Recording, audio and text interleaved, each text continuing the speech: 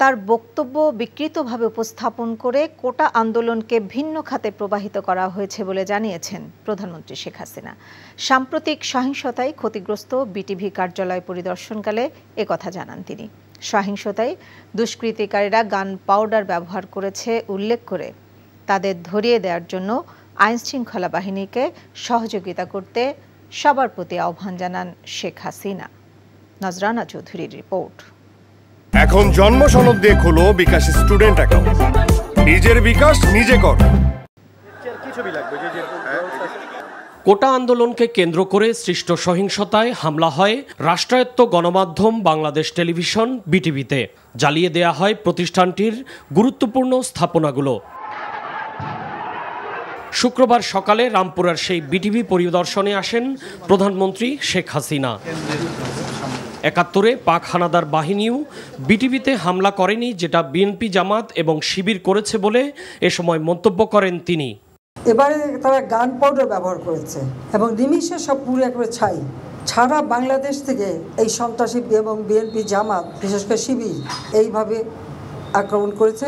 ওই কোটা বিরোধী আন্দোলনের সূত্র ধরেই তাদের উপর তারা নির্ভর করে এই ঘটনাগুলি ঘটানোর সুযোগ পেল।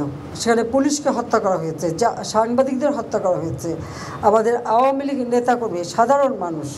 কোটা আন্দোলনের শুরু থেকেই সরকার শিক্ষার্থীদের দাবির প্রতি সমর্থন দিয়ে যাওয়ার পরও তারা ভিন্ন উদ্দেশ্যে এই আন্দোলনকে ব্যবহার করেছে বলেও অভিযোগ করেন শেখ হাসিনা।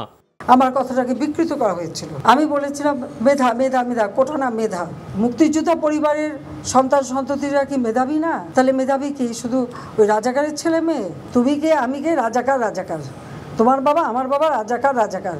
তার মানে তারা নিজেদেরকে রাজাকার হিসেবে পরিচয় দিল। আরে রাজাকার তো আমি তোমাদের করি নাই, তোমরা নিজেরা স্লোগান দিয়ে তোমাদেরকে রাজাকার করেছো।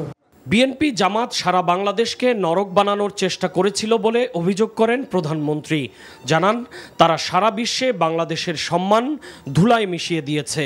এই দেশের মানুষ বিশ্বের দরবারে মাথা উঁচু করে চলবে, আর আজকে সেখানে কি হলো? আজকে সেই সম্মানটা ধুলায় মিটিয়ে দিল নিজেরা। আসল সত্যটা জানুন, যারা এসবের সাথে জড়িত সারা বাংলাদেশের আনাচে গানাচে যে যেখানে আছে তাদের খুঁজে বের করুন, তাদের খুঁজে বের করুন এবং তাদের শাস্তির ব্যবস্থা করার জন্য সহযোগিতা করুন। আমি দেশবাসীর কাছে সেই আহ্বান জানাই। লন্ডন থেকে তারেক জিয়ার নির্দেশে বিদেশে বাংলাদেশের বিভিন্ন দূতাবাসের সামনে বিক্ষোভ করানো হচ্ছে বলেও অভিযোগ করেন সরকার প্রধান। নজরানা চৌধুরী, এনটিভি নিউজ, ঢাকা। এখন জন্ম সনদ দিয়ে খোলো বিকাশ স্টুডেন্ট অ্যাকাউন্ট। নিজের বিকাশ নিজে কর।